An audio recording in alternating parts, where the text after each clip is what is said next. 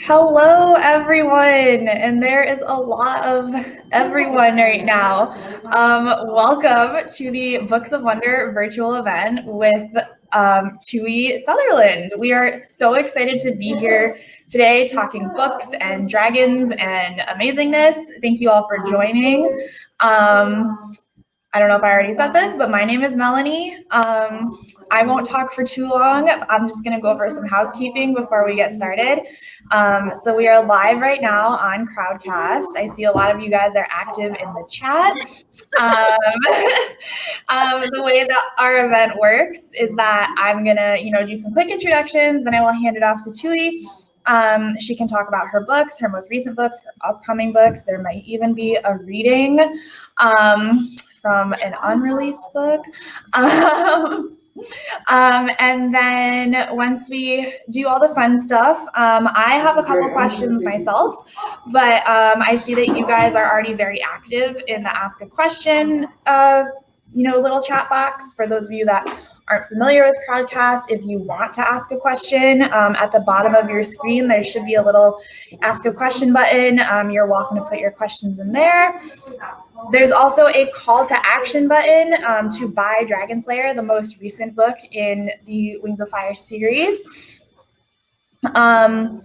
We have signed copies right now, so if you guys want a signed copy, you can order through our website. Super fun. And so I will stop boring all of you guys, and I will let Tui take it away and introduce herself. Yay! Awesome. Thank you so much, Melanie. Can you hear me, Elise? I can hear you. All right, awesome. I'm super excited to be here. This is really funny, having the whole chat along the side like this, because I think this must be what Moon feels like a lot of the time. It's just like having everybody else's thoughts kind of just like pinging around in the background while while she's talking. This is very hilarious. But thank you all so much. What lovely messages. And thank you for the birthday wishes. Yep, it was my birthday yesterday. So I took a day of not doing any work. Now I got to get back to it. I do have someone here who wants to say hi. This is Rainbow Dog with his silly haircut. His silly summer haircut. Hi, I know. He's like, I was sleeping. Why'd you wake me up? So I thought I haven't had a chance really to do an event since the pandemic started, and I miss you guys. So I wanted to, have an opportunity to say hello and answer some questions. And also one of the other reasons I haven't really done an event is because I've been working on book 14 and it is finished finally. Hooray! So I wanted to read you some of it. I read a little bit when I was like on tour in March. Yeah, his name is Rainbow Dog. We call him Bo when we're trying to make him sound more dignified, but it's really Rainbow Dog. My children named him. I'm going to read a different section from what I read when I was out touring. This is from the second chapter, so it's like giving you a little bit more of an idea of what's going on. I also wanted to talk a bit about book 14 because I saw somebody wrote, show us the snails. That is too funny because I literally thought about bringing my snail up here, except you know what would happen is that I would bring out a snail and I'd be like, here's my snail. And then in 5 minutes, I'd be like, where's the snail? And we would spend the rest of the time with me like tearing apart the attic trying to find the snail. So it would be bananas. And I think we'll skip the snails for today. Sorry. I am actually in a cabin in the woods. This is where my parents go for the summer. So we have all descended upon them to hide out in their cabin because we were hiding out in our house. And obviously we love it there, but it was very hot. And so we needed to be in a cabin where we could throw our children in a lake occasionally and make them a little more happy about the world. So I know everyone's been trapped inside and it's And it's been kind of a crazy few months, and it just feels like it's going to be crazy forever. I spend all of my time right now, as soon as I was done with book 14, I dove into the world of reading articles about what school is going to be like in the fall, which is like very distressing. I'm sure it's crazy for all of you trying to imagine what it's going to be like too. But I know for me, I was hoping to get book 14 done by the end of March. And that was when we were all hoping to get book 14 out this year, maybe even September. And then suddenly there was a pandemic and my children were home all day and we were all in like emotional chaos. And so even though we're very lucky, and I'm very glad, I feel very blessed that I get to work from home and my husband is super helpful. It was still like impossible to get the work done. And also because some of you know that book 14 is from Queen Snowfall's point of view. And Queen Snowfall is dealing with this plague that just hit the Icewind Kingdom. So that was really strange for me to try and wrap my head around writing about the aftermath of a plague while we were still in a plague. So it kind of made my head explode a little bit. Anyway, so Scholastic was very patient with me, and I took a bit longer than I wanted to. And then not their fault, but the printers were also like, you know what, if we can't get it by this exact day, then there's just no way we can get all the books printed in time to get them to you as soon as we want them to. So that's why the book has been moved to March, and I'm really sorry, you guys. But hopefully this little sneak peek will help, and we'll have a cover really soon. So the cover will also, I think, be really awesome, and I can't wait to show it to you, maybe in the next month, I'm hoping. And then we're going to have the graphic novel of book 4 will come out in December, and we're also doing a bind up of all the winglets that were produced online, all the the e-short stories. So they will be, that I think is coming out in September or October. So you'll be able to get that. It's not, it's not book 14, I'm sorry, but at least there's a few little things coming between now and then. And I'd love to do more events like this. I just have to sort myself out. But thank you so much to Books of Wonder for letting me do this with them. I have to tell you guys that Books of Wonder is one of my very favorite stores in the world. I love going there, and I miss you guys. And I would, hopefully one day we can all be in person there together again. But yeah, so they now have all these signed books, so you guys should order from them and order like lots of other books too. I ordered a book from them not too long ago, so this is one of the things I'm reading this summer. We love Sal and Gabby. I loved the first one so much, and now this is the second one. If anyone who can't see it, it's Sal and Gabby Fix the Universe, which we could use some people to come along and fix our universe, I think. So I'm very excited to read that. And so they have lots of wonderful books. You should order many, many books from them. Yay. And thank you again to Chewy for signing the books. And, we have pretty much, we have every single one of your books right now signed. They're beautiful, super fun. There are so many people that I can already tell are hardcore fans, but if you want one of those signed copies, if you're missing, one from your collection or, one or two, we definitely have them. So yeah, and there are so many people right now. There are over 300 people right now, and you guys are all so fun. So I will let Tui get to reading if you're cool with that. Sure. Yay! Oh, amazing. All right. All right, Tune cool. in, guys, and take it away. Okay, so this is book 14. This is it's a little ways into the book. I think it's chapter 2.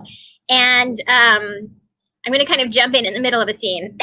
This is Snowfall. Queen Snowfall has been by herself for a few minutes, and then now she's interacting with Lynx. And now I think a lot of you remember Lynx from book 7 because I hear about her a lot. So this is a scene between the two of them, which I thought maybe you guys would enjoy. Okay. Lynx? Hi, said the dragonette. Hello, thank you for not freezing me. Hi, Snowfall. Queen Snowfall. Snowfall snapped automatically. Lynx had been her biggest competition all through school and training, at least after Hailstorm was captured by Skywings. She was only the daughter of a minor noble, but she was hardworking and clever and good at making teachers like her, and Snowfall had wanted to strangle her more than 1,000 times. Right, Lynx said, glancing over her shoulder, as though she was already regretting this conversation. Queen Snowfall, sorry. She didn't sound sorry. She sounded like she always had, challenging Snowfall to races around the palace or arguing over points of Icewing law in class. Snowfall narrowed her eyes.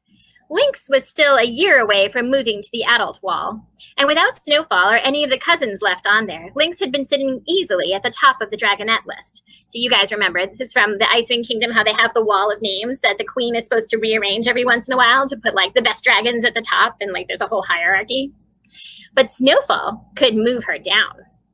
Snowfall could flick her all the way into the 7th circle if she wanted to. Snowfall was the queen now. Deciding that Lynx was a disrespectful nobody who deserved to be squashed back into her place was absolutely Snowfall's job. "What are you doing here?" Snowfall demanded. "Are you spying on me?" A normal dragon, with a healthy fear of punishment, would have denied it immediately. But Lynx made a rueful face, spread her wings, and said, "I am, actually." "What? You are?" Snowfall scowled at her. "Why? Is she working with the Nightwings, or the invading dragons, or Crystal, or all of the above? Or is she writing to my cousin Winter about what a terrible job I'm doing? They were always too friendly, those two. Maybe she's convinced him to round up a bunch of sea wings to attack us. I don't know why, but it's possible." "Because I'm worried about you," Lynx said frankly. "Snowfall, are you all right?" Snowfall's entire brain stopped working. It just rolled over and lay there, suddenly full of nothing to say after months of nonstop yelling about everything. Her mouth was all, "Hello, any thoughts?" And the response was apparently, "Nope, just flap around like a bewildered walrus for a while." "Snowfall?" Lynx said after a moment. Did I break you?" She reached out and tapped lightly on Snowfall's forehead. Nobody tapped on the queen's forehead. Snowfall jumped back and stared at her. Nobody asked if the queen was all right either. She had never been asked that question, and certainly not since she became ruler of the whole kingdom. "Of course I'm all right," she snapped. "I am the queen." "Those two things don't necessarily go together," Lynx observed. "I think maybe the opposite, actually." "Why don't you think I'm all right?" Snowfall demanded. "What are you trying to say? Do you think you'd be better at this than me?" "Oh my goodness." Lynx edged away a step and looked even more concerned. "Well, not even remotely. I would never want to be queen." "The correct answer," Snowfall said in an icy voice, "is no, Snowfall. You are doing amazing." "You are doing amazing," Lynx cried.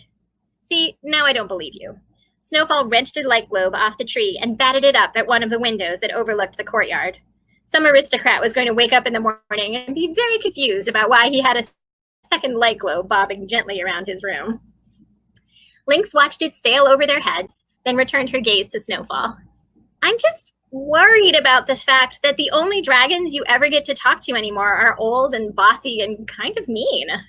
Snowfall let out a snort. That certainly described the council of powerful Icewings who had nominated themselves to guide the new young queen. "Some would say that I am bossy and kind of mean too," she said to Lynx haughtily. "Oh, you are," said Lynx, which was not the correct answer either. "But that means you need to order some kind, agreeable dragons to hang out with you, ones that won't make your brain hurt all the time." "Like you, I suppose?" Snowfall asked. How does she know that my brain hurts all the time? "No," Lynx said. "I'm not agreeable at all. You would be like, 'Fetch me a narwhal.' And I'd be like, 'Oh, why? Narwhals are heavy and I'm reading.' And you'd say, 'But I want one right now.' And I'd say, 'Then go get one, bossy tail.' And you'd bellow, 'I am your queen.' And I'd be like, 'Yeah, but this book is at a really exciting part though.' And then you'd probably have me exited. I'd be so irritating. You already know this about me." "How do you know that my brain hurts all the time?" Snowfall blurted. "I mean, that is, what makes you think that my brain hurts all the time?" "Well," Lynx said carefully, flicking her tail, "you haven't stopped frowning since the beginning of the plague, and that would give anyone a headache, I'd think. And my brain is always tired when all I have to do is study and train and stay at the top of the Dragonette rankings. You have to do all the queen stuff. And then, also the sad bit? No. Snowfall stamped right over Lynx's last words. "No time for that. I can handle all the queen stuff. I'm not a lowly noble like you. I can do everything just fine. This is what I've been preparing for my whole life." "Well, sure, but there was supposed to be more of a whole life first," Lynx pointed out. "Like a couple more decades at least, I imagine." "You don't know that," Snowfall said. "Maybe I was planning to challenge Mother for the throne next week anyway. because I'm like so already ready to be queen. The light from the tree was too bright, and she could feel her eyes watering. She turned to pace back to the wall, rubbing her face with one talon. A couple more decades, with Mother as their queen. Maybe longer. That was what they should have had. That was what Darkstalker stole. She hadn't really had a plan for challenging her mother anytime soon. She thought there would be plenty of time ahead of them before she had to worry about that, or that certain sisters would get there first. I guess I don't know, Lynx said, catching up to her, and walking beside her instead of a few steps behind. How had this dragon done so well on her exams? Did she not know any royal etiquette at all? I guess, Lynx went on, maybe it had to be sooner because you needed to challenge her before Icicle did, right? Or someone else? Maybe it's better this way, with her giving you the throne instead of you having to take it. I could have taken it, Snowfall assured her, anytime I wanted to. All right, I'll stop there. Okay, so that's Lynx and Snowfall. That's a little tiny peek at their relationship, and you'll get to see more of that throughout the book. Yay! Thank you so much, Chewy. I was going to say the person who just guessed that Crystal is her sister is right. Crystal is Snowfall's sister. Amazing.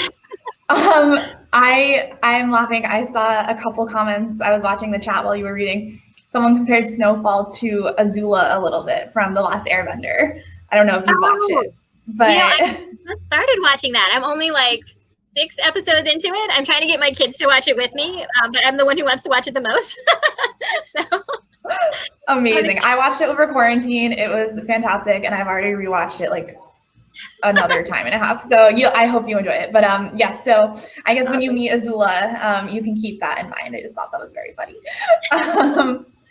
But yeah, thank you again. I'm going to keep reminding all of you guys watching at home, there is a call to action button to buy Dragonslayer, the most recent book in the series right now. Should be right at the bottom of your screen below our videos. But if you wanted to buy any other signed copies, feel free. I saw a couple people that said they missed how you can get signed copies. So they're all on the Books of Wonder website. But yeah, that reading was amazing, and I'm already excited for book 14. So yay, and it looks like everyone else is too. So what do you think about getting into some questions? Yeah, that would be awesome. Yeah, cool. So I myself have a couple of questions, but I won't take up too much of your time or anyone's time watching. So there are a lot of people on this live stream right now. There are already 51 questions in the chat, so I just want to apologize in advance. We probably won't be able to get around to every single question. It is nothing personal, but I see that there are already a lot of questions receiving upvotes, so I will probably start when I start reading audience questions with the most popularly upvoted questions. But yeah, if anyone has like something really pressing, again, there is that ask a question box at the bottom of your screen, super fun. So I guess my first question for you, Tui, is you have the original, your original series, and then you have the Legends series.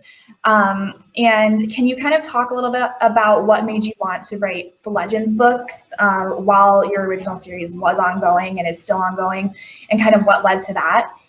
Yeah, absolutely. Actually, it's a great question. So, so my original plan was the first 5 books in the series, and I knew, I had kind of an idea of how those 5 books would go. And then as I was writing book sort of the end of book 4, beginning of book 5, my editor and I started talking about carrying on the series and doing books 6 through 10. And I actually proposed a standalone at that point. I was like, I knew what was happening in book 5 with the humans that show up there. And I was like, I could do their point of view at this point. And she said, no, I think we should keep going and get into the rest, like do some more dragon stuff, which I agree with her. I think she was totally right.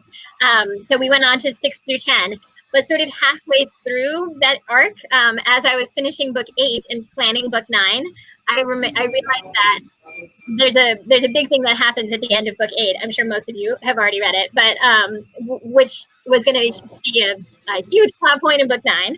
And I couldn't write that character's story until I knew how it all began. So Darkstalker. I basically thought, I have, I kind of know what I want to happen with him, but I want to really figure out, like, in detail all the stuff that happened to him before. And so it was probably like 2 months before book 9 was due. I suddenly emailed my editor, Amanda, and I was like, I need to write a whole other book in between these two. Is that okay? And she was so nice about it. She said, yeah, of course, that sounds cool.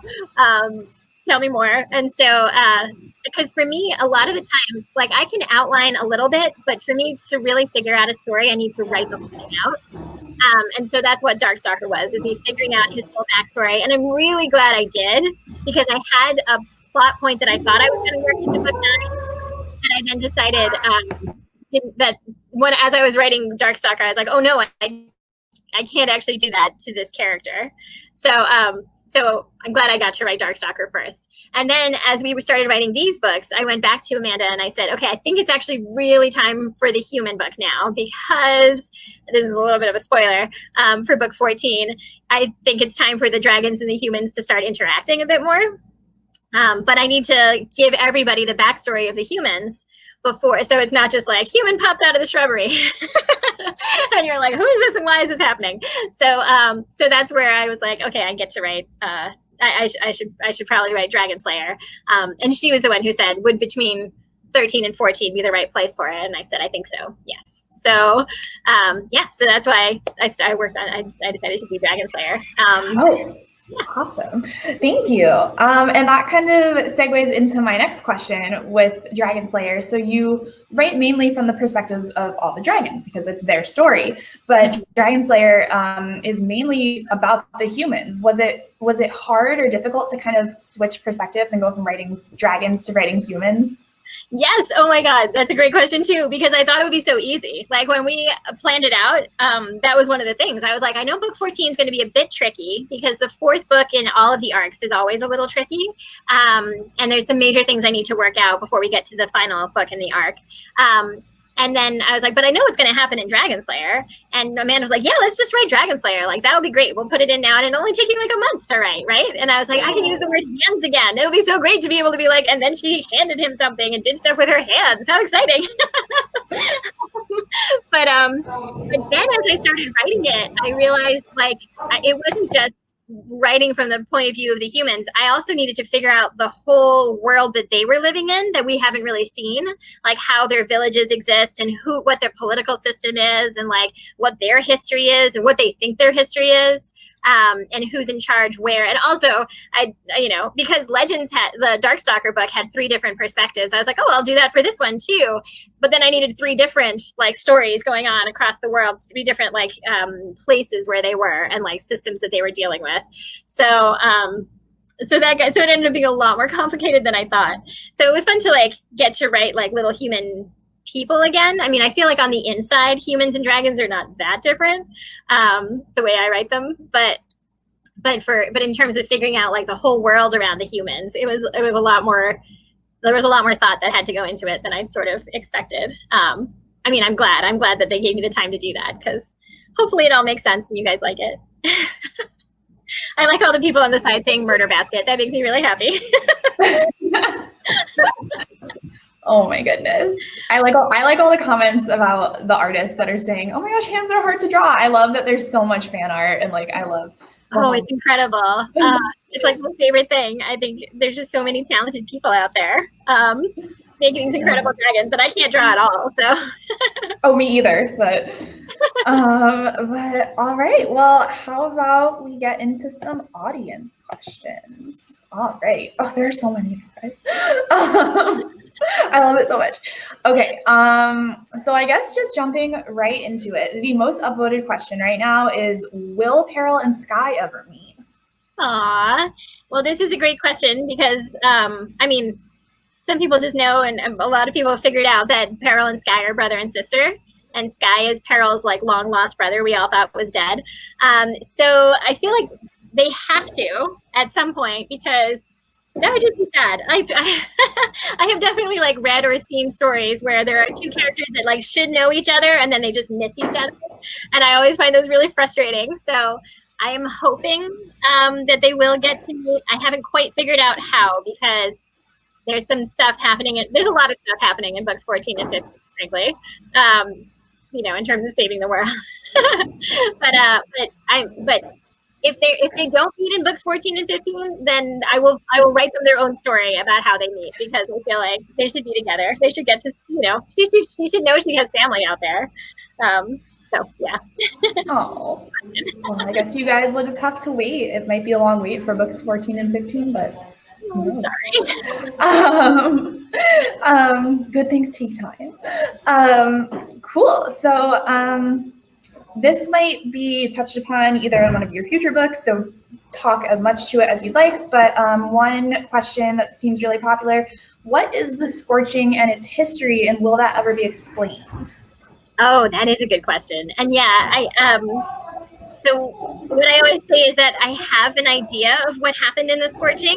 It definitely was sort of like a big event that changed sort of the history of this world, and put the dragons kind of in power and made them more of a like organized political system at the top of the food chain.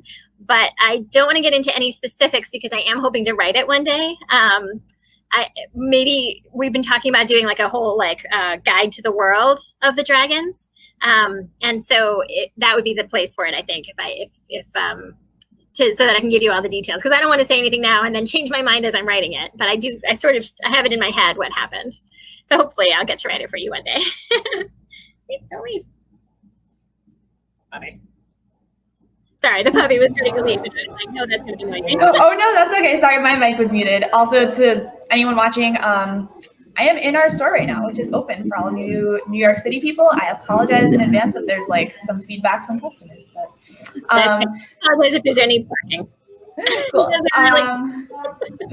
So let's see. Oh, this is a good one. Wings of Fire was released in 2012 and it's now 2020. So some of your readers have literally grown up and become adults while reading this series. It's targeted towards middle grade readers, but do you think, these now teens and adults can still enjoy it, or do you keep them in mind when you're writing? Can you speak a little bit on that?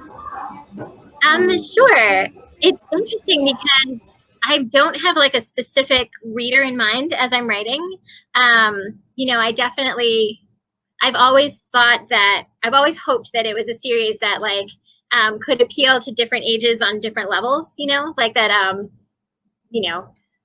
8-year-old, actually, I was going to say my 8-year-old would enjoy the battles, but what he would rather see is them perform like a theater scene. So, but there are some 8-year-olds that maybe would like the cool battles and the stuff going on in terms of the war between the dragons. And then I think that there are, the 12-year-old that was me would be all about the relationships, which dragon should be with who, and all the shipping. I would we didn't have the word shipper when I was a kid, but oh my gosh, would I have been one of you guys. So, and then I think for the kids that have grown up reading Wings of Fire, who are young adults now, I have talked to some of them about the sort of themes that I'm trying to work into the books, and they're so smart, and it makes me so happy to see how incredibly smart you guys are, basically, and all the things that I'm thinking about as I'm putting it in there. It's awesome to know that. Sorry, my dog is growling, and that's not me. I'm not growling at you, just FYI. It's awesome to know that you are reading for that you're seeing all those layers in there, because I do go in thinking about what am I trying to say? What am I trying to explore? I don't always have here's the message of this story, but I often have what are the things that I'm worrying about? What am I thinking about? And how can I work them into the story, and kind of have different characters work through those issues in different ways? Anyway, so I'm really grateful that they would stay and keep reading the books, because it's certainly easier to read a series you love when they're all out at once and you can just read them all immediately. I'm like that. I like to have them all before I start reading them. So I'm very grateful to the fans that have stuck with it, and I hope that they still keep liking them as they get older. I read a lot of middle grade and YA, so for me, I'm those are the best books anyway. Yay. Yeah, I love that. I still find them really interesting, and they're so complex and everything. I think even returning to them, if you started them when you were 9, 10, 11, you always find something new. But yay. Okay, so another cool question is, how do you personally think that you would use animus magic? Oh my gosh. Well, it'd be pretty exciting to like be able to snap my fingers and have my book just be written like exactly the way I would write it if I spent months and months on it and be like, here's book 15, it's all finished. That would be pretty amazing. But I will say some of what I wrote in book 10 was me kind of working through what I might do with animus magic and how it could backfire. So the fact that like Kibley's first instinct is, if I had animus magic, I could make everybody like me. I'm like, that's a little bit, that's like one of my first instincts too. I'm like, well, then I could, then I wouldn't have to worry about people not liking me, which I think everybody does. But then, Darkstalker kind of does that, and Kibley kind of realizes like, well, that's probably not great actually. Like it's not an awesome spell to cast on everybody. And then there's stuff in other parts of the books about using it to protect your children. So everything Clearsight does, it's not with animus magic, but the way she uses her magic is to protect her own children and like try to make their lives as happy as possible. And then there are ways that can backfire too. So I spent a lot of time going in circles about like, what if I cast this spell, but then it went horribly wrong. So so hopefully, I don't know, maybe getting a spell to write all my books for me would be I don't know how that could go horribly wrong, but I'm sure I could think of something in like the next 10 minutes. Because I think that I don't know. I love writing about magic, but I also think that it opens up a lot of questions about like what could happen. So anyway, that's my answer. Oh, you know what? No, wait, I would solve climate change. That's the thing I should have said. I would solve climate change and I would make the pandemic go away and I would let everybody go back to school and be happy again. That's a pretty valid way to use it, I think. All right, so another very upvoted question. Is there a part of the series or a specific book that you're especially proud of writing or that's very close to your heart? Oh, gosh. I really loved writing Clearsight. I really liked how she turned out in terms of the seeing all the different futures, because I knew that was going to be tricky, having someone who could see the future, and then also knowing how each of her choices would change the future. And so ways to sort of like short circuit all of her careful planning and sort of show that no matter how much you think about the future, you won't necessarily be able to shape it the way you want. That was one thing. I loved writing book 8, especially Cliff is one of my favorite characters that I kind of threw into book 8, and he was really fun to write. I love Bumblebee too. I like writing all the baby dragons. I think they're really fun. So proud of, I don't know. I guess I'm kind of proud that the series is still going, which I don't feel like is all due to me. It's like Scholastic being so supportive and you guys being so awesome and buying them. So I'm pretty excited about that because I wrote books back when I was a baby author where I was like, this could go forever. I have so many ideas, and then it would be like one book and that was it. So it's really nice to be able to stay in this world and get to keep playing with all these dragons. And I love that there's so much fan fiction. We talked about the art, which is amazing too. And so like the artists and the fan fiction writers out there who like, I want, them all to come in and play in this world with me and like make up their own dragons and stories. I love that so much. So so I'm I don't know if I'm so proud, grateful and humbled is how I'd put that. There's my mic. Cool. Let's see. Someone asked, and not sure how spoilery this might be, but they said they're curious about the Dragonslayer characters. Will they ever become a part of the main series or intertwine with it, or is this just kind of like a standalone in their story? That's a really, really good question. I think, it is kind of spoilery to say, but I think it's all right for me to say that you will see 3 Dragonslayer characters in some form or another in book 14. And I shouldn't say more than that, but I really want to. But yes, it may not be the 3 you expect.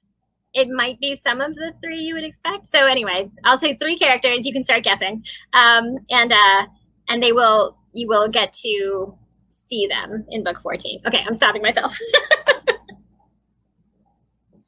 Well, it looks like a lot of people are already very excited about that in the chat. We have a question about the Mud Kingdom and just wanting to know more about that, because it looks like, aside from clay, yes, that point of view, there's not a whole lot about it. So can you kind of say a little bit more about the Mud Kingdom and culture? Sure. Yeah, no, I think that's very true, very valid. I feel kind of bad that we haven't gotten back to the Mud Kingdom at all. And there are definitely some characters there that I think would be interesting to explore. Maybe one of the reasons is that, like, although they were involved in the War of Sandwing Succession, like, they are actually like a fairly stable kingdom right now. Like, Queen Moorhen has been queen for a long time. No one is planning to challenge her anytime soon. Like, it's like a pretty nice place to live, I'd say, in terms of not worrying about your government collapsing around you. So I think the Mudwings are awesome, and I'm sorry I haven't done another one. I'm hoping that there will be more Mudwings at some point. It is, again, it's like where the story has taken me is not necessarily over to the Mud Kingdom, but I hear you. I hear you, Mudwing fans, and I love you too.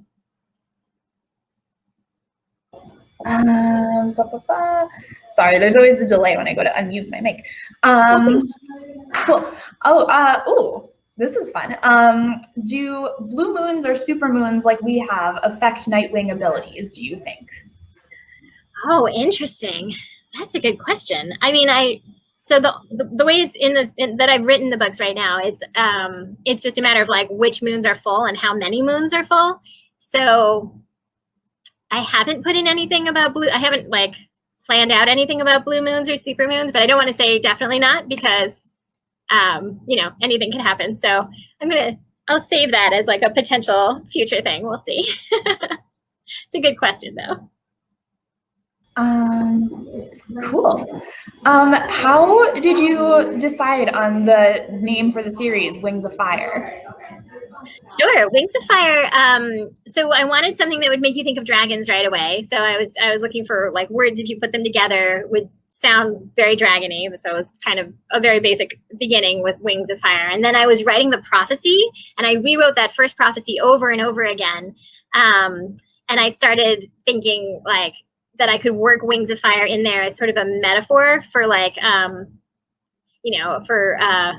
for the like believing in yourself and having like the power to fulfill your own destiny and choose your fate and all of that. So that's why I kind of slid it into the prophecy as well. So it had like the meaning, the sort of initial meaning of just like, oh, think of dragons, and then sort of the underlying meaning of like you have this like extra power, like sort of lifting you up of your like own self-confidence and belief in your own destiny. Does that make sense?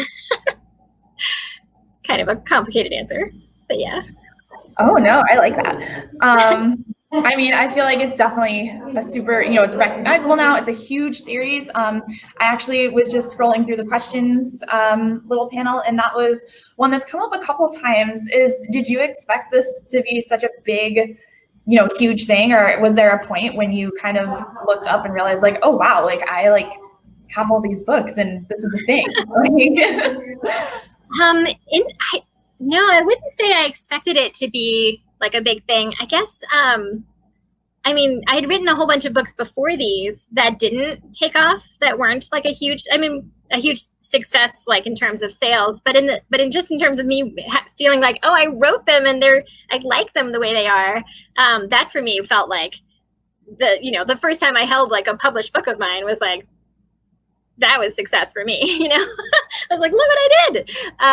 So with these books, I think that the things that have made me feel like so excited about how it's doing are, first of all, getting to continue on after book 5, getting to do like books 6 through 10 was like, no, that was very exciting because I was like, I get to keep telling these stories. I'm so happy.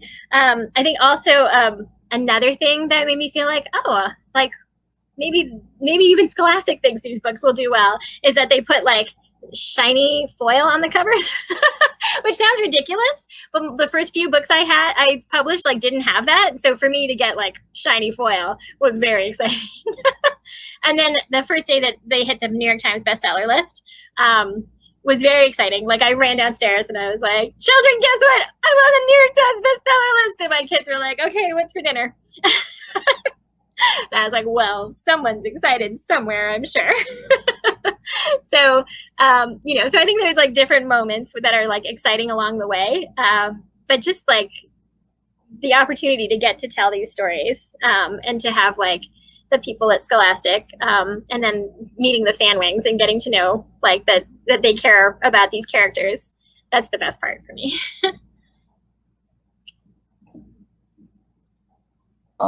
Well, I mean, I think I personally and a lot of other people are very happy about all your success and that these books just keep coming. So,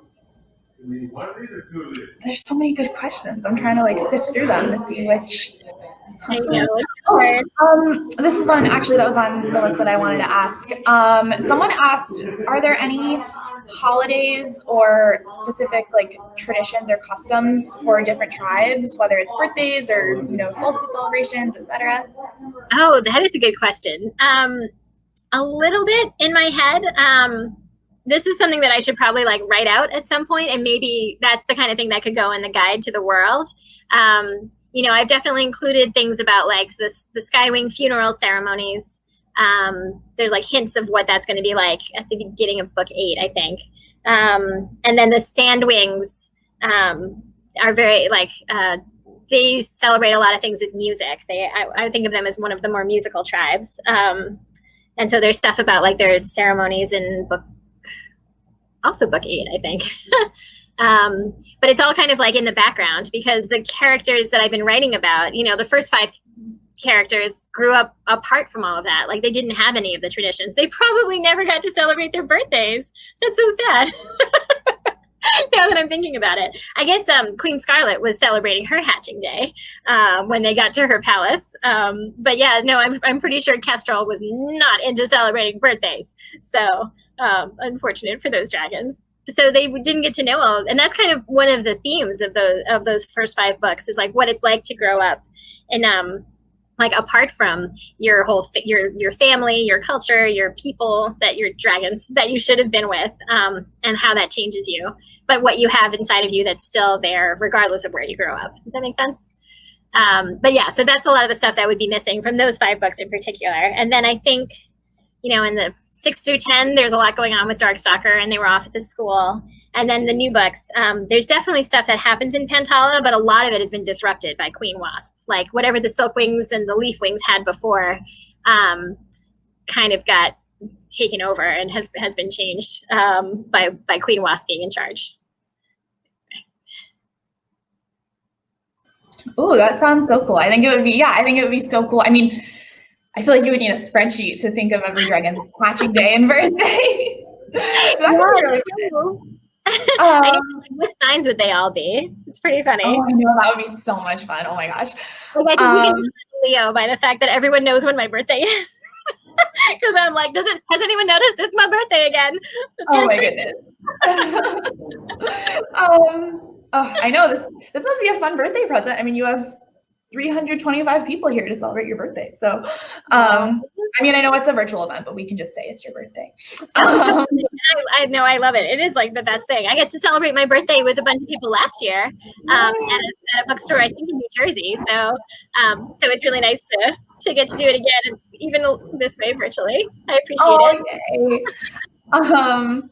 Oh, here's a fun question. What do the dragons use as money, if anything?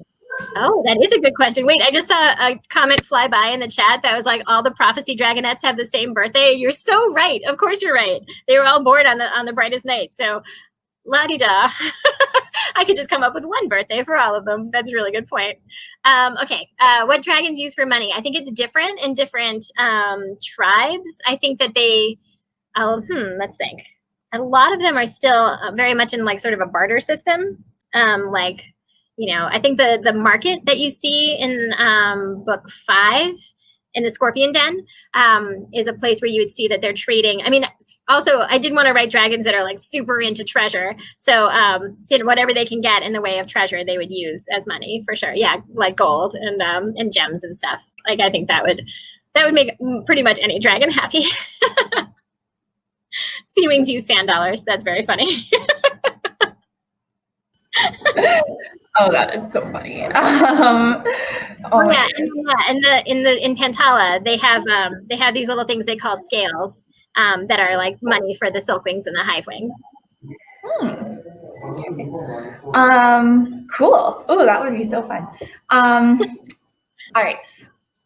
So this is a question that was put in the chat last night and is really interesting. So religion is very uniquely portrayed in Wings of Fire. Do you reflect faith systems metaphorically or philosophically, like Tolkien with Lord of the Rings? Do you write characters, based on their set of beliefs, etc., or do you do something different? Yeah, that is a really good question. I mean, it's. I feel like the real answer, like I'd have to go into a lot of depth about my like religious background, and like I went to a Baptist missionary school in Paraguay, but then I also like studied Buddhism in college, and I'm married to a wonderful Jewish man, and we are raising our children Jewish. So there's a lot of pieces that kind of come together in what I'm in my brain as I'm thinking about this stuff. So, but I think that like for me, what it really comes down to, especially in a fantasy world like this, is more of a like moral grounding. And I do feel like I think a lot about like the dragons like choosing right and wrong and choosing to help other people or other dragons, over themselves. I think that there's a lot of elements of different religious beliefs or philosophies that hopefully come together. I feel like, if you want a really good answer to this, you got to find a grad student who could write a really good like essay on all of the things that I've tried to weave into the books. I'm not sure that I could explain it quite as well.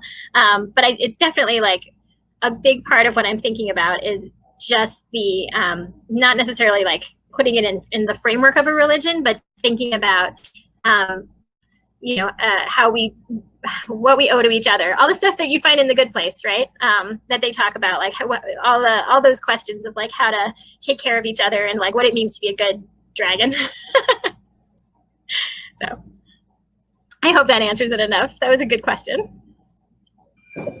No, yeah, that was a great question. So this is another one that might be a little spoilery, but just because we talked about animus magic before, one of the highly upvoted questions is, how did animus magic come to be?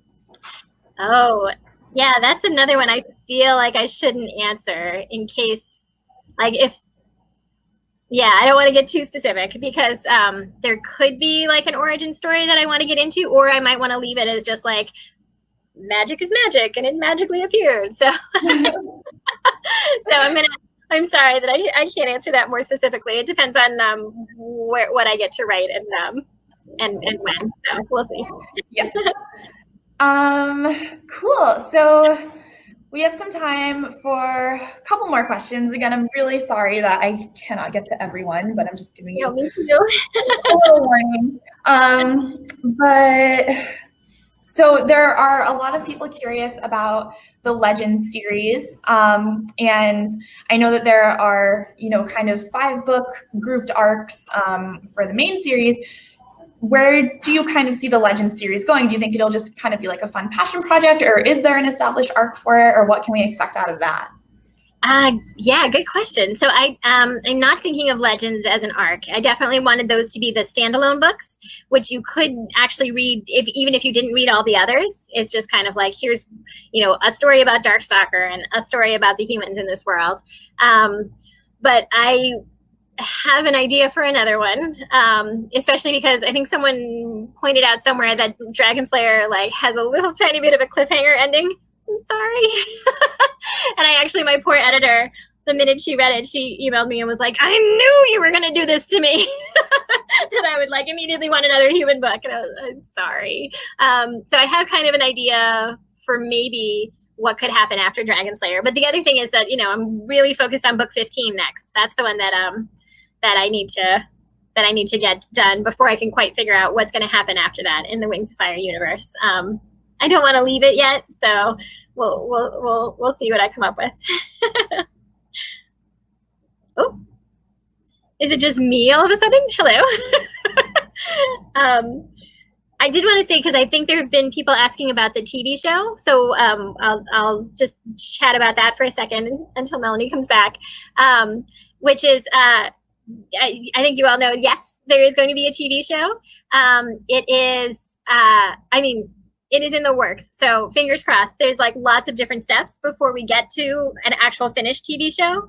So right now we know like the producers and the writers, and we know a couple of them. We know like we have some members of the team and that are working on it, and they're amazing. And that's my favorite part, is that I'm so excited and grateful for the people who are going to be working on it, because there's Ava DuVernay, who is incredible. And if any of my sort of older audience, like readers, are watching, her documentary The 13th, which is on the Netflix right now, is like, it's like mind-blowing. It's really well done and really upsetting, but it's but it's supposed to be. It's really good. Anyway, she's amazing. She did Wrinkle in Time, which is so great.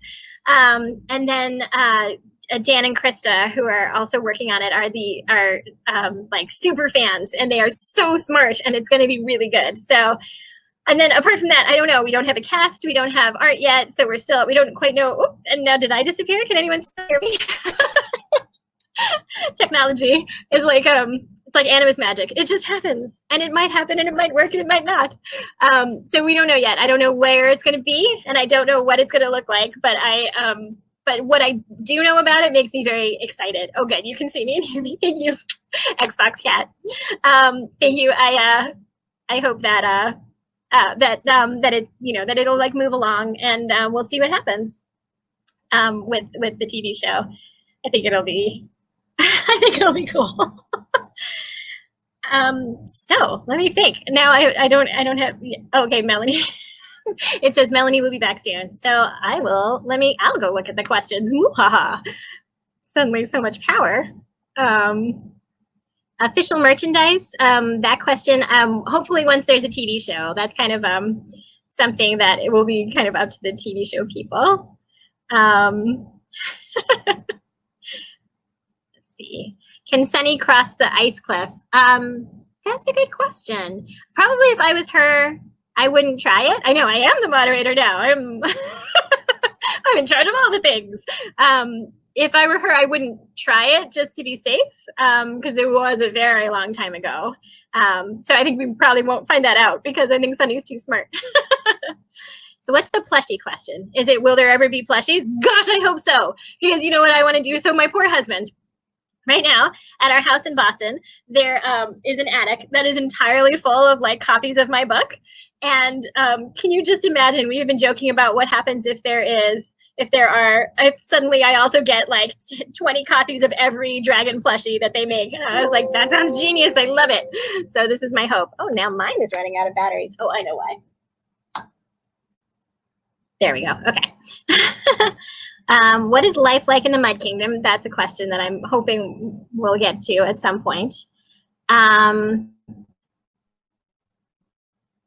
see. Oh, let's see. Book recommendations. Oh, well, since I'm here, I can give you some book recommendations. Muhahaha. These are some of the books that I have read and am planning to read. I showed you Sal and Gabby. This is another one that I'm hoping to read soon. Called The Waiting Age by S.E. Grove. She wrote this amazing trilogy called the Mapmakers trilogy. And so I am excited to read. This is her newest book. And so that's next up on my list. I also just read The City We Became, which is an adult book by N.K. Jemisin, and that was really fun. And then this is like, it's technically an adult book, but it has a lot of kids in it and with cool powers. It's about a guy who is like in charge of he's one of the people who works for the Department of Magical Youth. And he's sent to this house on this island to see if the kids with superpowers there have been taken care of properly. And then he discovers all their weird, cool powers. And then this is another one I read recently, The Only Black Girls in Town by Brandy Colbert, which was really good. It's more of like a realistic middle grade story, but with sort of like a mystery in the background, and that the girls are trying to solve as they deal with like middle grade friendships and stuff. Oh, the plushies on the side. Yes, me too. Oh, do I? Okay, it says I have to re-invite Books of Wonder to join me. Oh my goodness, I have no idea how to do that. Isn't it fun to get to see how how things work. Options? No. I'm so sorry, guys. I mean, at least we're getting close to the end. How do let's see.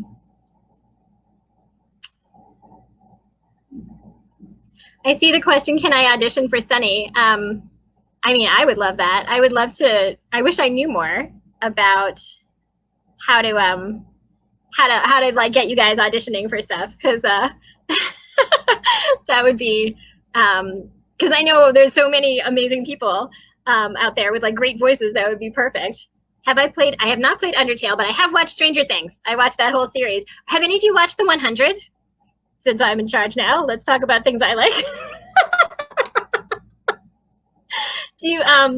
So if anyone has watched The 100, that's what I'm watching right now. I'm on season 6, so don't spoil it, but it is amazing, and it is giving me the craziest dreams. It's on the CW, but now it's on Netflix, and it's really good.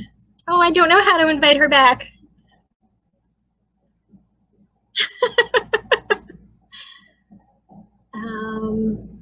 Books of Wonder. Oh no, that took me away.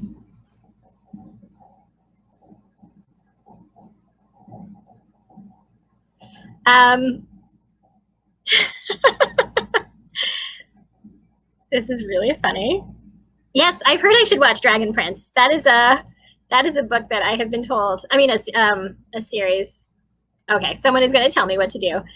Yes, I watched like the first 2 episodes of The Dragon Prince, and I love it, and I want to watch more, because I feel like that's actually the only thing on TV that is sort of similar to what I can imagine Wings of Fire being like. So, so hopefully, maybe one day, I'll get to watch the rest of it.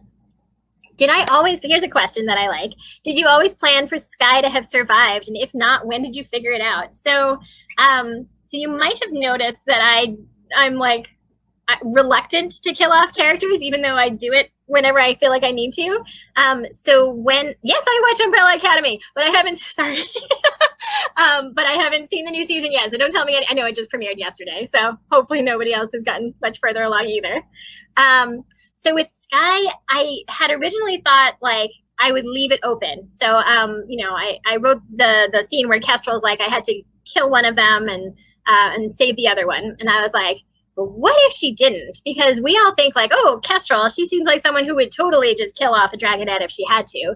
But maybe there's like other parts of her like that would actually find it really, like obviously find it really hard and kind of impossible. And what if she had done it and like tricked them in a way into thinking he was dead? And then when we started doing the graphic novel for book 1, the original sketch of the scene like really had like showed her doing it, which first of all, oh my gosh, sorry to all the like 6 and 7-year-olds who pick up those books. I was like, no, you can't do this. And also you can't do this because I might not kill him. He might actually still be alive. So so I talked them out. I was like, have her like do it without them seeing, and then like over the river, so she could actually have just thrown him in the river. And I was glad that we did that, because then I could bring him back oh, hello. Hi, Julie. It's Peter. Oh, I how to see you. Oh my gosh, how are you, sweetheart? I'm good. It's so nice to see you. I love what's going on. Poor Melanie couldn't get back in, but she invited me to join you. So okay. I'm calling from home, so you'll pardon my less than professional attire. Although I'm giving my friend Gregory McGuire a plug here. That's an awesome show. It's one of my kids' favorites. Well, I think your kid's a little young to read the novel yet, but the show is great for them. Yes, that's what I mean. Yes, yeah, they're super musical fans. So anything musical they want. But yes. But I remember when the first book was announced and how excited I was to have my former editor, very briefly, but at least a little for a very brief period of time, my editor getting her own books published. And how, you know, it was like, we hope this will be a series. We're really planning on it being a series, and no one knew if it was going to work or if it would be a hit or not. And look at us 14 books later, well, 13 now, but you've written 14 and plus 2 editions. Right. I know. I think Books of Wonder was where I did the very first Wings of Fire event. So it's yes. Everyone on staff read it and loved it, and we were so enthusiastic about it. Oh, thank you. But that's because it's such a good book. Oh, thank you. Aw. Well, thank you for doing this too. This is what I want to ask you. As a former editor, what was it like to be edited and to suddenly reverse roles with your first book, going from being the editor to the author and having to take instead of give the criticism? That is a great question. So there's like multiple answers. One thing is that I actually think it was really helpful to have been an editor before I was an author, because growing up, I would write things and my parents would critique them and I would get super mad because I was like, no, it's perfect the way it is. So I was like really bad actually at taking criticism. So spending several years as an editor gave me a lot of opportunity to see what it was like to try and be helpful in that way and think like an editor and how things could get better if I changed them. But I will say one of the funniest transitions was that I was the editor for the Warriors series. And the way it worked is that Vicky, who is sort of the original Erin Hunter, would send me like the outline of the book, and then I would edit it and give her lots of comments and suggest changes. And then she would give it to one of the authors to write. And then they asked me to be one of the Erin Hunters. And so then what would happen is that Vicky would send me the outline and I'd be like, I have thoughts. And she'd be like, you're not allowed to have thoughts anymore.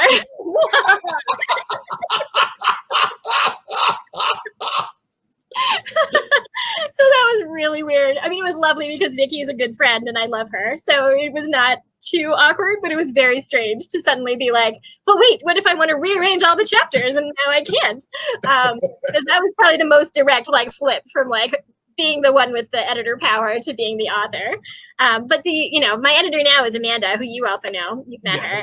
She's amazing. So I never feel like I'm fighting with my editor because like, it's Amanda. Like I would do anything for her. So well, a good editor, I don't know if everyone understands this, but a good editor's job is to help you write the best book you can. Yeah. They're not trying to write their story. They're trying to help you tell your story. And that's how you know a good editor. And I've been lucky. I feel like all my editors, I felt that way about that. They were there to support the book and their ideas are always like just awesome and supportive. So yeah, I've been lucky that way.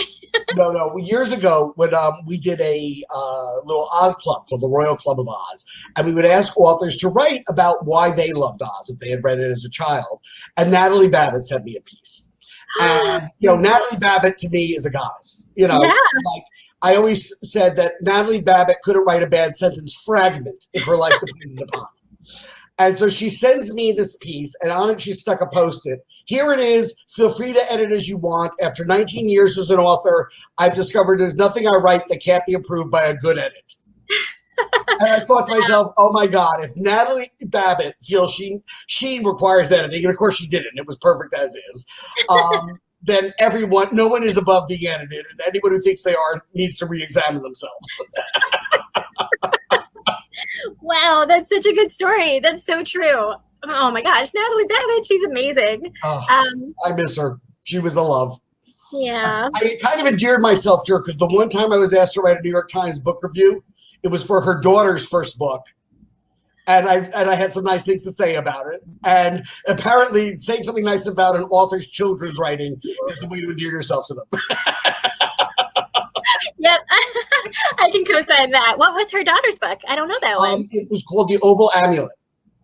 Oh, cool. Yeah, Lucy wrote a few books. That was the first one. Now, you mentioned The 100, and I was just going to mention that for those who haven't read the books are wonderful also, and they are written by a Scholastic editor. Yes, that's right. That's right. Who I never did. Under her though. But and there, so it's all these worlds within worlds. Everything connects. It's fascinating. Mm-hmm.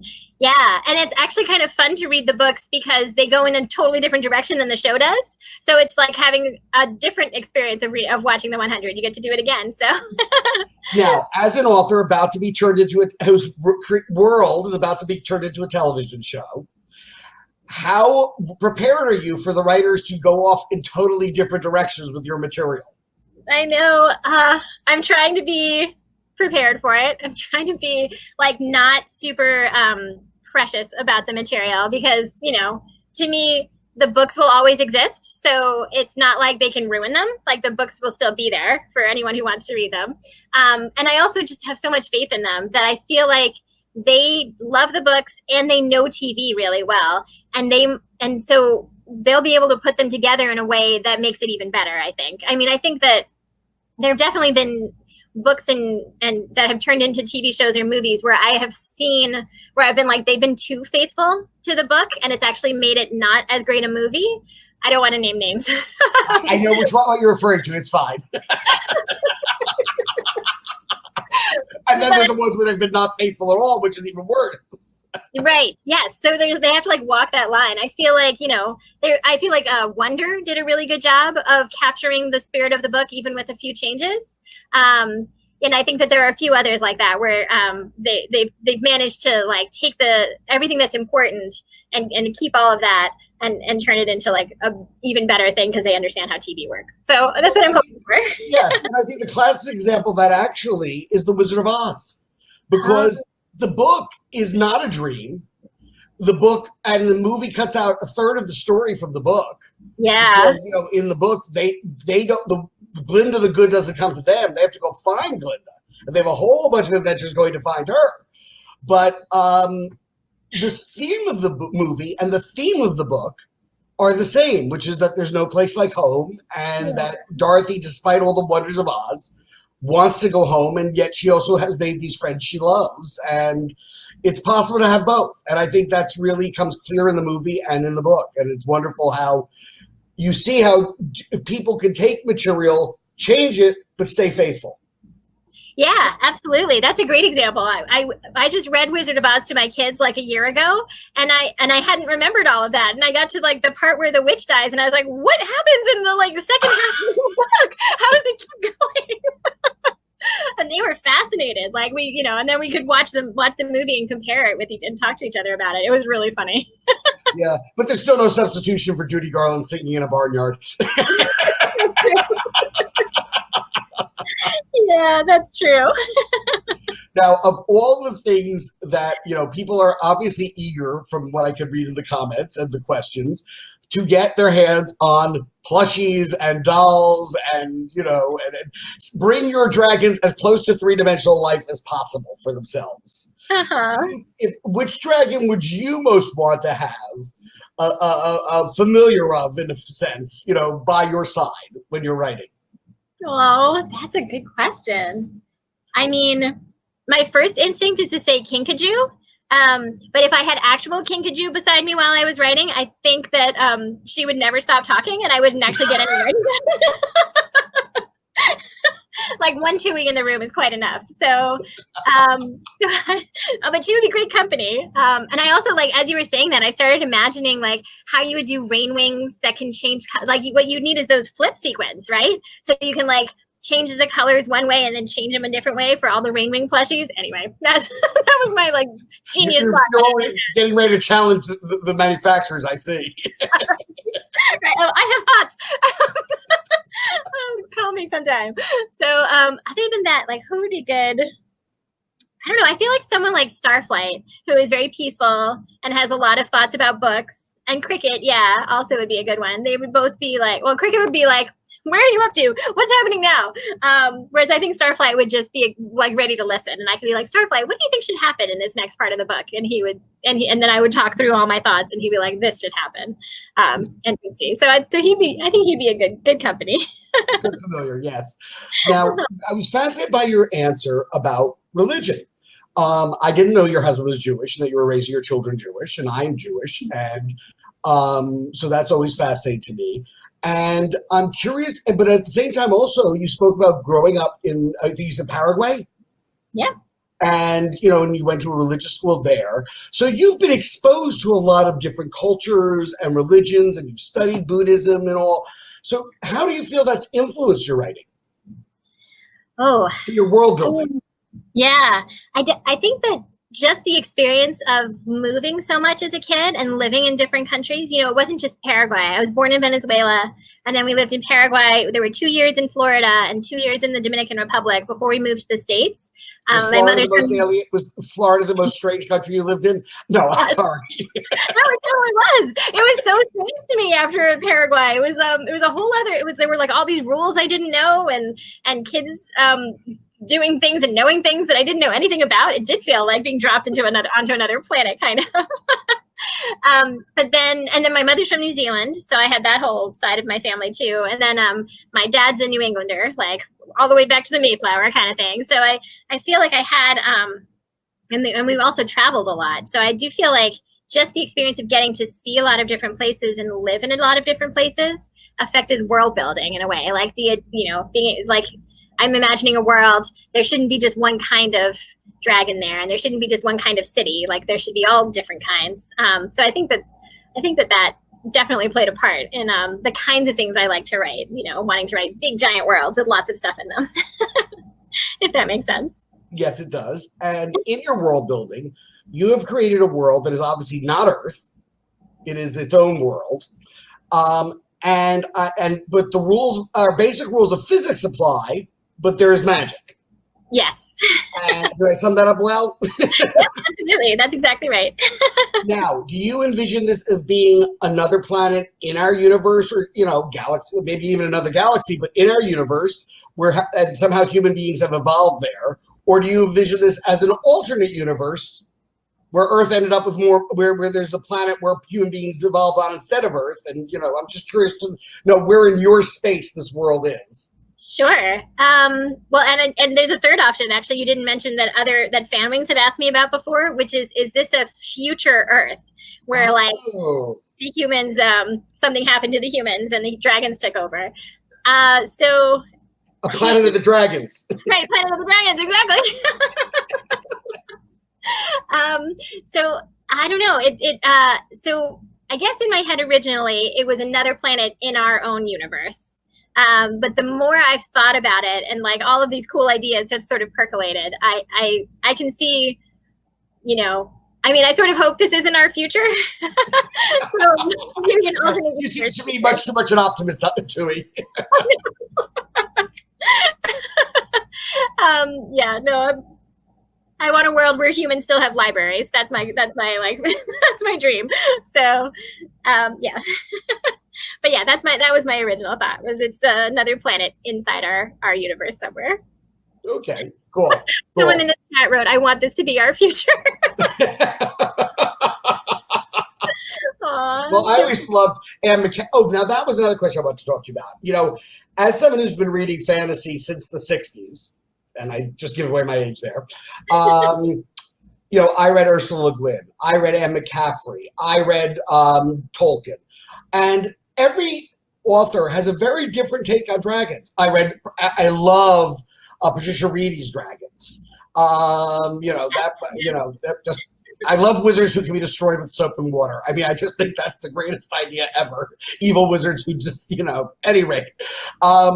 So many different dragon ideas. How did you avoid feeling like you were, being imitative? And was there anything you said, oh, hell with it, I'm just going to borrow this? That's a good question. So I would say the biggest influence on me, probably dragon-wise, is Anne McCaffrey, who you mentioned, because I obsessively read her books when I was a kid. And I did feel like the advantage I had was that writing from the dragon's point of view, I hadn't seen done quite as much. So that was the way I was hoping to sort of like take a lot of the fantasy tropes and like things that had been done and flip them around. I would say an exception is Tooth and Claw by Joe Walton, which is a dragon's point of view story, but it's like a very different from Wings of Fire. Like it's it's sort of a Jane Austen, Anthony Trollope sort of society of dragons, which is great. It's amazing. But it is, not quite. Not what I wanted to do. And not a children's book either. No, that's true. Very true. So I hadn't quite seen it done this way. And I thought if I did it from the dragon's point of view, it would be okay. And then the one thing that I actually wasn't sure about, and I still don't have a straight answer on this, is that when I started writing the books, I called all the baby dragons dragonettes. And my editor was like, "Oh, what a great name for them!" And I was like, "I thought that's what everyone called them. Is it just Anne McCaffrey? Like, did I take that from Anne McCaffrey?" I don't know. Yes, I remember dragonettes from Dragon Song. Was the first book that they appeared in. And I love that, which was her first juvenile. Yes, that's right. Oh, I love Dragon Song. That's my favorite. Did you come to Anne through her juvenile or through her adults? Yeah, no, through actually, I the first ones I read were Dragon Song, Dragon Singer, and Dragon Drums, and then my mom was like, "Oh, she probably read Dragon Song." I was like, "Oh, it's a series about dragons. This is fine," and so didn't check in again when I went to start reading the adult ones at age like 12. With the dragon and human, shall we say, romances? Yes. So, yeah. So that was the one you hid under your bed from your mom? I was like, oh, sure, I can just read all. She didn't notice. Like, there were plenty of other things she banned from the house, but those I kind of went off and read on my own without getting in any trouble. Well, I also think that it's always amused me how people will get so upset about things in books that there are much more explicit things on television.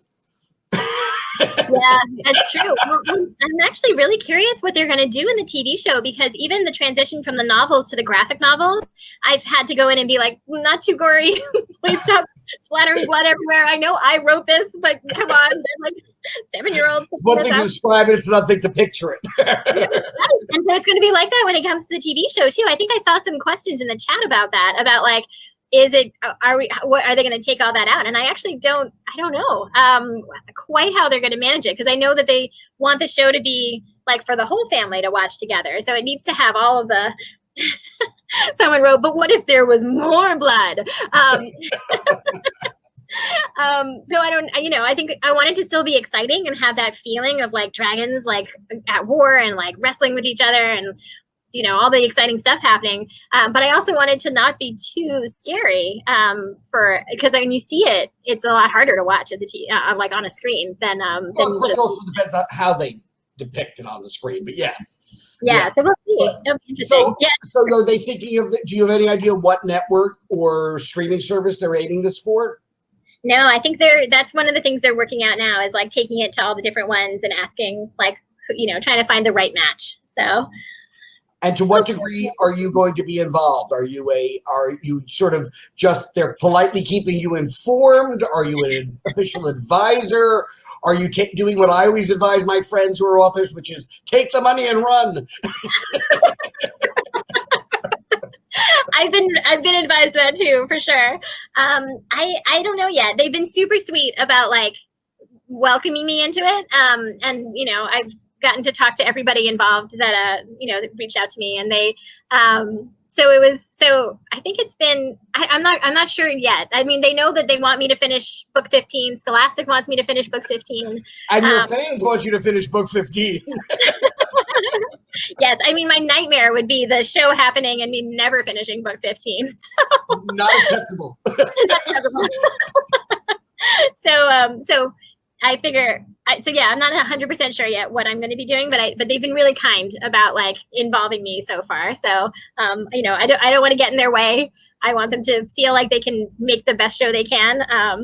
And then look at all these chats about like, we want bloodshed, we want gore. Yes, I was wondering if you were noticing that. It seems to me like you have a very bloodthirsty fan base here. Maybe that's showed up. Maybe all your pacifists don't want to comment. Yeah, they're afraid of all the other people. Because I want you to know, 519 people have registered for this event. Oh my gosh. So between the 300 plus who showed up, almost 400 people who showed up, plus there are another 100 or so probably plan to view it afterwards, or couldn't be here at the time, but are registered so they could easily access it later to watch it. I would say this has been our most successful virtual event yet. Oh, wow. Thank you. Well, thank you so much for like having me. And thank you all for all your comments and loveliness. I'm sorry I couldn't respond to every single one of you because I love you so much. But this has been super fun for me. Well, I was wondering, Julie, maybe we could email you some of the questions that we didn't get to answer. We can email the answers to everyone so they can at least get their answers later. And this way you don't have to be on the spot. You can think a little. Sure. Oh, that would be amazing. Yeah, absolutely. Because we have everyone's email. We can do it through the Crowdcast.